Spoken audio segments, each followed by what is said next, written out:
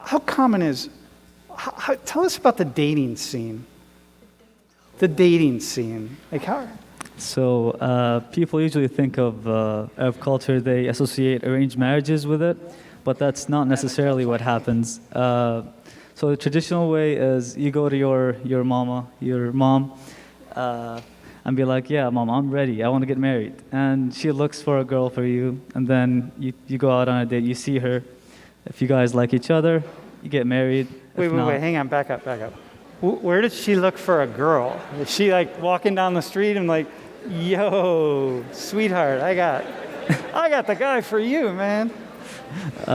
Usually it's like her friend's daughter or like a cousin. Like a distant cousin or something? Yeah, something like that. So she usually knows the parent of the daughter.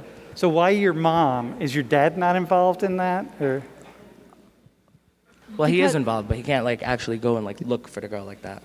Oh, right. So the dad can't really do that. Because remember, like. Yeah. Because that. Yeah. Okay. And the mother engaged with the woman in the community, so they're more aware.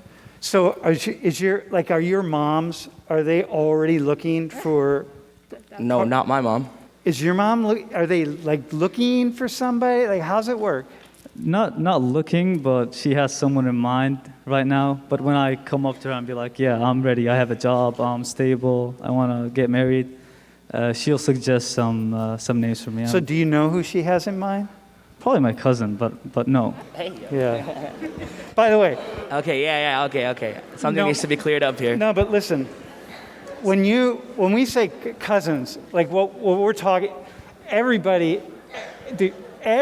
related, man. You know, so when you like have really complex families, you're going back to sex complex families. Like everybody's a cousin. The three of you have hundreds and thousands of cousins, right? Like I don't. I mean I do, but I don't. I have no idea who they are. For most of human history, most human beings have married cousins. Like for most of human history, that's the common thing, yeah. right? Because you're operating in a very small social network, and you want to marry people into your family who you know, and you're not marrying the person, you're marrying the families, right? That's the key, right? You're not marrying an individual. Like your mom is picking out a family to marry. Exactly. Into. Go ahead. Yeah. So it's not just the girl; it's her parents, her family. Yeah. But yeah, so in the U.S. it's not okay, but for us it's okay. But everyone knows that because of genetics, your kids are gonna not have the best genetics. So no one does it now. No, yeah, it's like especially like first cousins, right? Yeah, it's not as common as people think, right? Yeah. And it's not like people go out of their way to go marry their cousins. They're like, yes, I want her, she's mine. No, that's not how it works. Okay, so Marwa, what do girls do back in Abu Dhabi who are in college back there? Because like here, you're in college here, right? So you could go on a date in the way that Americans do, and nobody would know, right? I mean, you could do that. But what do they do back there when they want to? See like when your friends see a boy or a young man who they like, and they want to talk to him. Like, what happens? What's like? And let me just say this, because I've sat many times in cafes, and I watched two people on a date sitting at different parts of the cafe, just texting one another, right? And I'm like, these two people, they're on a date, man. They're like talking to each other, and they're very clearly in a clandestine relationship, but they're at two different sides of the cafe. And I'm like, oh, this is really awesome, man. And I want to tell them, like, hey. But anyway, go ahead. Tell me what happens. You can find all types of dating scenes, but from what I know, like me personally and my friends, I mean, we don't do anything. We just wait, and I think it's the guy that should go look for us. I mean, that's what ends up happening. Like, it's the guy. It's the guy who would go there. Or the guy's mother. Well, yeah, I mean, yeah. But I mean, the money is not coming from the mother; it's coming from his pocket. He has to work to go and establish a family. Well, at least that's how it is back home. Wait, in other words, so there's not a really big dating scene like here at Penn State. There's a huge dating hookup scene. That's not. Yeah, that's not a thing. That's actually really against everything that the religion stands for. To be honest, like no. So the hookup scene is not happening. No. my surroundings, I haven't really seen any incidents where there's any dating or hookup scenes, but it's very complex. Everyone there, everyone there is living their own kind of life. Everyone, Yeah. so you can't really generalize because, especially with how everything now is westernized, a lot of people are normalizing that. So here, let me help what I see a little bit. In what I see in the U.S. and like here at Penn State and so on, like so much is sexualized at a really young age, right? Like it's just sexual. Everything is sexualized. People are talking about even commercials. Commercials, You have to have everything. a woman that's like showing her like breasts Dude, and whatever. Sweet. commercials, the way people approach one another, the way people dancing with one. There's no clubbing's not. No. It's not a thing. No. Clubbing's not a thing there, right? So there's nowhere where you're going to meet somebody and have any kind of sexualized engagement. It just doesn't happen, right? So because it doesn't happen, I've always had this idea that because it's not being fed at you all 24/7, it's just not part of your reality in the way that it is here. Yes. Okay, so I personally think it's better that way. If you connect with someone, you're actually connecting on a mental and spiritual level rather than just sexual attraction. Because I think like that fades with time. So in other words, if you're not, when you're like 17, 18, up to 22, 23, whatever, if sexuality is not like driving you, like dating and hooking up and so on, which is such a part of this culture, it's just normalized here at a place like Penn State, then that's not really what's primary to your reality. It's other things. Yeah, people get exposed to dating and all the dating scene here since like middle school or high school.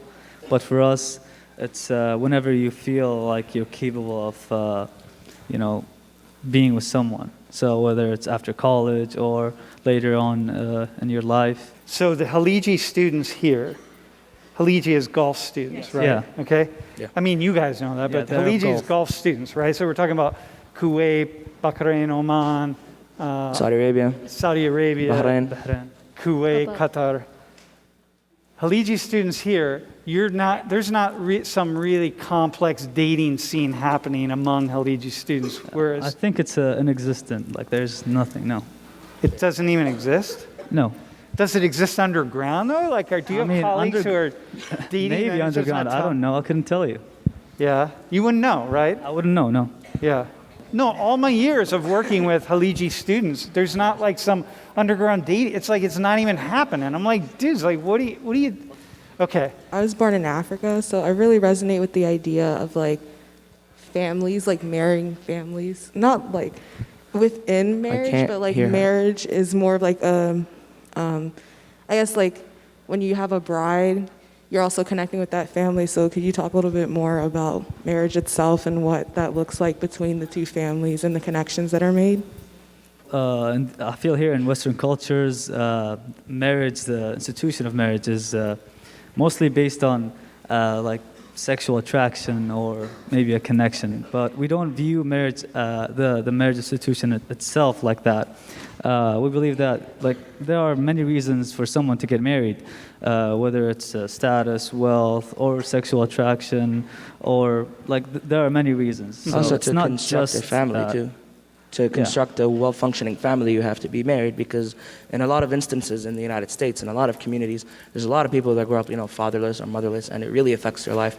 Not saying that people who are born without a father or the mother presence in their life are like bums or anything. But Or what it affects is when you don't have the support of an extended family. yes.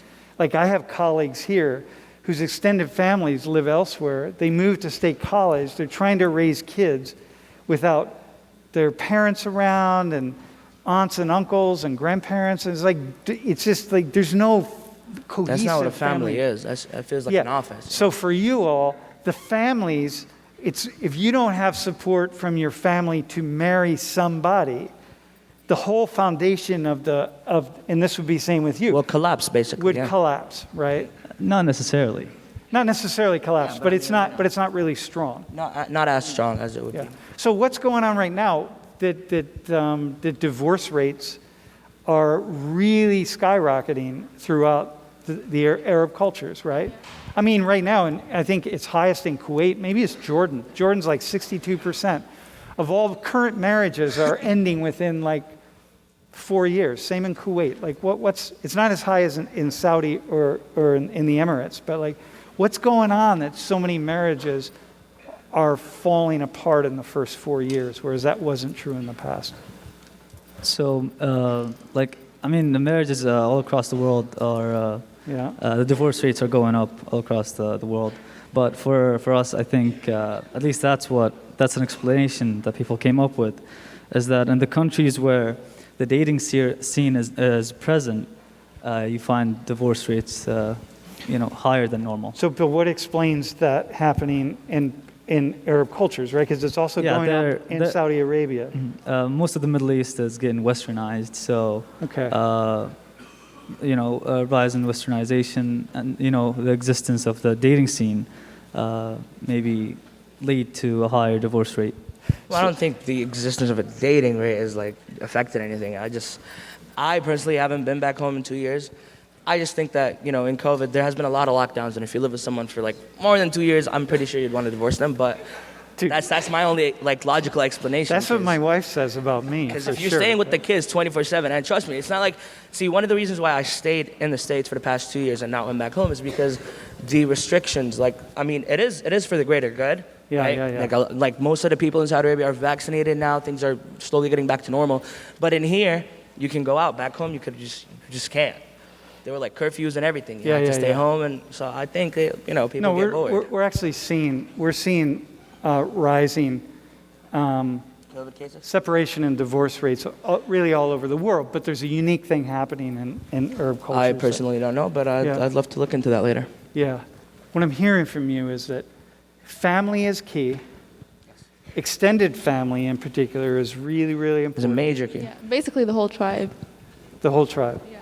Like, so everything you do, you are representing your whole family. That is correct. Yes. So then it becomes it's like really integrity Yeah. is really, really important.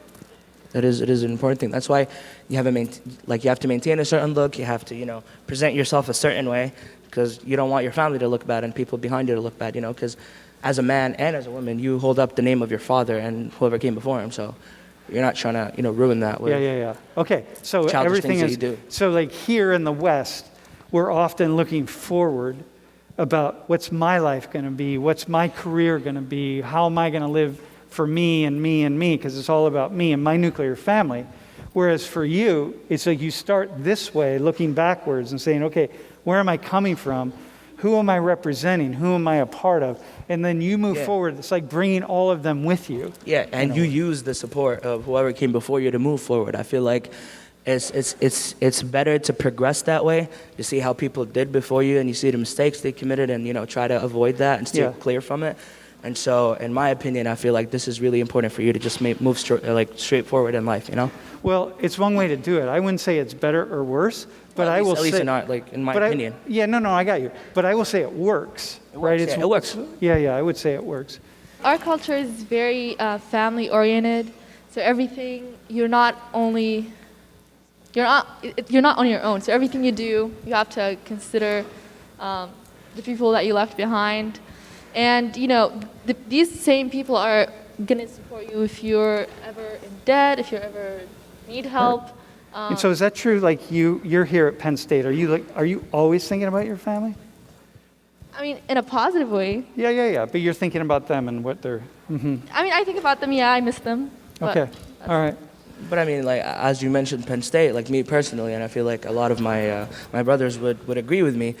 Coming to Penn State, getting good grades, doing this, staying involved, makes you proud, and then makes your family proud, and then makes your country proud. So, at the end of the day, the main goal is to make your country and your family proud by, participating, getting as many. See, people would think that coming from another region, you'd have to like push your own narrative. That's not true. Yeah. You stick to your roots, right? Yeah. But you come to the States and you try to learn. Like, I got into American American football, you know, like just stuff. It's like the little stuff. You try to learn and adapt things from like new cultures, and then you go back home and take some of it. Some of it might be good, and some of it might be bad, but at least it shows that you've evolved as a person.